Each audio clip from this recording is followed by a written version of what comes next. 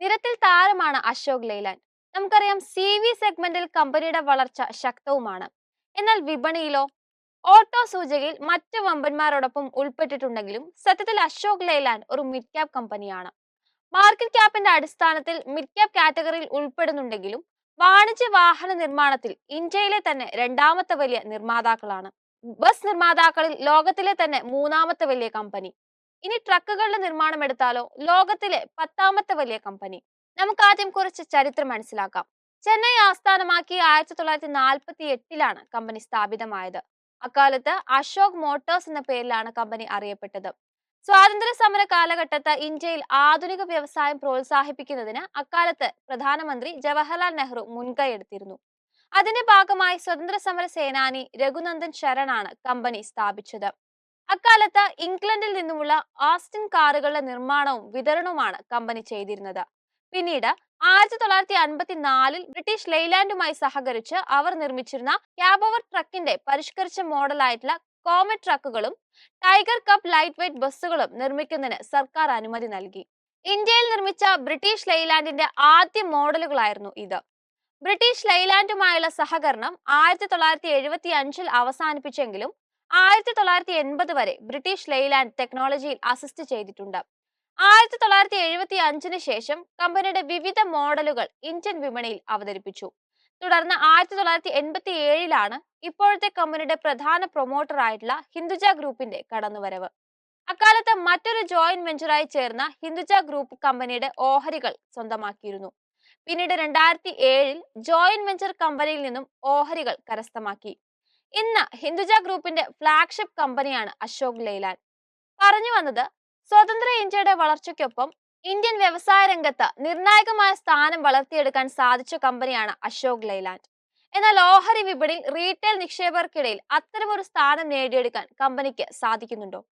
വിപണിയിൽ 25 വർഷങ്ങൾക്ക് മുൻപ് എത്തിയ കമ്പനി പ്രതിവർഷം സ്റ്റഡി ആയിട്ടുള്ള റിട്ടേൺ ആണ് നൽകുന്നത്. കഴിഞ്ഞ ദിവസം കമ്പനി ഉത്തർപ്രദേശിൽ ഇന്റഗ്രേറ്റഡ് കൊമേഴ്ഷ്യൽ വെഹിക്കിൾ പ്ലാന്റ് സ്ഥാപിക്കാൻ ലക്ഷ്യമിടുന്നു എന്ന പ്രഖ്യാപനവുമായി രംഗത്തെത്തിയിരുന്നു. ഈ പ്രഖ്യാപനത്തിന്റെ വിശദാംശങ്ങളോടൊപ്പം കമ്പനിയുടെ ഫ്യൂച്ചറിലെ സാധ്യതകളെ നമുക്കൊന്ന് വിലയിരുത്താം. ഗ്രീൻ മൊബിലിറ്റി ലക്ഷ്യമിട്ടുകൊണ്ടാണ് നിലവിലെ നടപടി എന്നാണ് കമ്പനി അറിയിച്ചത്. അത്യാധുനിക സാങ്കേതിക വിദ്യകൾ ഉൾപ്പെടുത്തി 70 ഏക്കർ ഭൂമിയിലാണ് കമ്പനിയുടെ ഏറ്റവും പുതിയ നിർമ്മാണ യൂണിറ്റ് വരുന്നത്. ഇലക്ട്രിക് ബസ്സുകൾ തന്നെയാണ് പ്രഥമ പരിഗണന എന്നാണ് ഫയലിംഗിൽ പറഞ്ഞിട്ടുള്ളത്.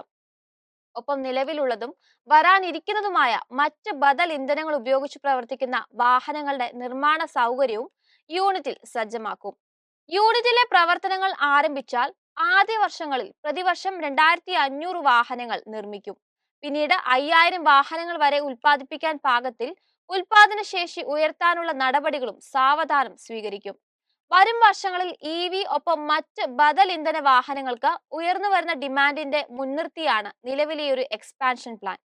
ഡിസംബർ പാദത്തിൽ മീഡിയം ആൻഡ് ഹെവി കൊമേഴ്ഷ്യൽ വെഹിക്കിളിലും ലൈറ്റ് കൊമേഴ്ഷ്യൽ വെഹിക്കിൾ ഡിമാൻഡിലും നല്ലൊരു മുന്നേറ്റം രേഖപ്പെടുത്തിയിരുന്നു. പക്ഷേ ലോക്സഭാ ഇലക്ഷൻ വരാനിരിക്കെ ഹ്രസ്വ കാലയളവിൽ ഈ ഡിമാൻഡ് കുതിപ്പിൽ അല്പം അയവ് വന്നേക്കാമെന്നാണ് അനലിസ്റ്റുകൾ വിലയിരുത്തുന്നത്. എങ്കിലും ലോങ് ടേമിൽ CV ഡിമാൻഡ് ഉയർന്നു തന്നെയാണ് തുടരുക. മാത്രമല്ല, മാക്രോ എൻവയോൺമെന്റ്സ് CV സെഗ്മെന്റിന് വളരെ ഫേവറബിൾ ആയിട്ടാണ് തുടരുന്നത്. ബജറ്റിൽ 11 ലക്ഷം കോടി രൂപയുടെ കാപെക്സ് വകയിരുത്തിയതും മറ്റ് ഗവൺമെന്റ് പോളിസികളും ഇതിന് ഉദാഹരണമാണ്. സ്ക്രാപ്പേജ് പോളിസി, ട്രക്കുകൾക്ക് BS6 ട്രാൻസിഷൻ ഒക്കെ ഇതിൽ ഉൾപ്പെടുന്നുണ്ട്. കൂടാതെ EV ബസ്സിലേക്ക് മാറുന്നതിന് സ്റ്റേറ്റ് ട്രാൻസ്പോർട്ട് ഓപ്പറേറ്റേഴ്സിന്റെ നടപടികളും ഡിമാൻഡിൽ പ്രോമിസിംഗ് ആയിട്ടുള്ള ഒരു ഗ്രോത്ത് തന്നെയാണ് ഉറപ്പു നൽകുന്നത്. കമ്പനിയുടെ ലാഭക്ഷമത വർദ്ധിപ്പിക്കുന്നതിൽ ശ്രദ്ധ കേന്ദ്രീകരിക്കുന്നതിന്റെ ഭാഗമായി കാര്യക്ഷമമായി തന്നെ ചിലവ് ചുരുക്കൽ നടപടികളും സ്വീകരിക്കുന്നുണ്ട്. ഇതുവഴി അടുത്ത 3 വർഷത്തിനുള്ളിൽ മാർജിനിൽ 15 മുതൽ 17% വളർച്ച കൈവരിക്കാനാണ് ശ്രമം. കഴിഞ്ഞ കുറച്ച് പാദങ്ങളിലായി വാഹനങ്ങൾക്ക് 1 മുതൽ 1.5% വരെ വില വർധനവ് നടപ്പിലാക്കാൻ സാധിച്ചിട്ടുണ്ട്. വരും പാദങ്ങളിലും ഇത് തുടരാൻ കഴിഞ്ഞാൽ അതും കമ്പനിക്ക് അനുകൂലമാകും. കോസ്റ്റ് കൺട്രോൾ മെഷേഴ്സ് എടുക്കുന്നതോടൊപ്പം റോ മെറ്റീരിയൽസിന്റെ വില കുറയുന്നതും സ്ഥിതിഗതികൾ കൂടുതൽ മെച്ചപ്പെടുത്തും. പ്രത്യേകിച്ച് ചൈനയിലെ സ്റ്റീൽ ഡിമാൻഡ് കുറഞ്ഞ സാഹചര്യത്തിൽ സ്റ്റീൽ പ്രൈസിൽ കുറവുണ്ടായതും ഇപ്പോൾ ആശ്വാസമാണ്. ഡിജിറ്റൽ ടെക്നോളജിയിൽ കൂടുതൽ പ്രാവീണ്യം വർദ്ധിപ്പിച്ചുകൊണ്ട് എംപ്ലോയി കോസ്റ്റ് ചുരുക്കാനും കമ്പനിക്ക് കഴിഞ്ഞിട്ടുണ്ട്. വിപണി വിഹിതം ശക്തമായി തിരിച്ചുപിടിക്കുന്നതിനുള്ള ശ്രമങ്ങളും കമ്പനിയുടെ ഭാഗത്തു നിന്നുണ്ടാകുന്നുണ്ട്. ടി വി എസുമായുള്ള ജോയിന്റ് വെഞ്ചർ ഇതിന് ഉദാഹരണമായി ചൂണ്ടിക്കാണിക്കാം.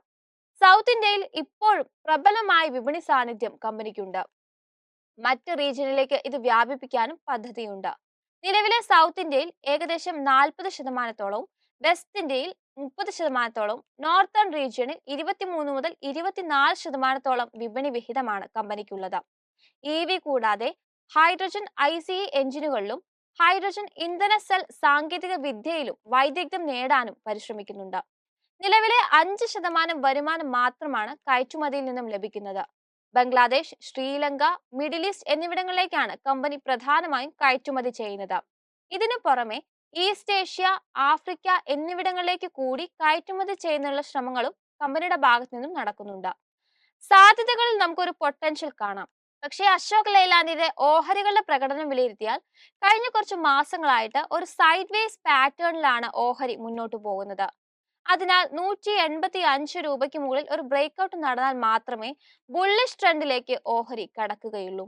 എന്നിരുന്നാലും നേരത്തെ സൂചിപ്പിച്ച പോസിറ്റീവ് ഫാക്ടേഴ്സ് പരിഗണിച്ചുകൊണ്ടാണ് ഇപ്പോൾ നിർമ്മൽ ബാങ്ക് ഇൻസ്റ്റിറ്റ്യൂഷണൽ ഇക്വിറ്റീസ് കമ്പനിക്ക് ഒരു ബൈ റെക്കമെൻഡേഷൻ നൽകുന്നത്. കറന്റ് മാർക്കറ്റ് പ്രൈസിൽ നിന്നും 24% മുന്നേറ്റം പ്രതീക്ഷിച്ചുകൊണ്ട് 214 രൂപയാണ് ടാർഗറ്റ് പ്രൈസായി നിശ്ചയിച്ചിട്ടുള്ളത്.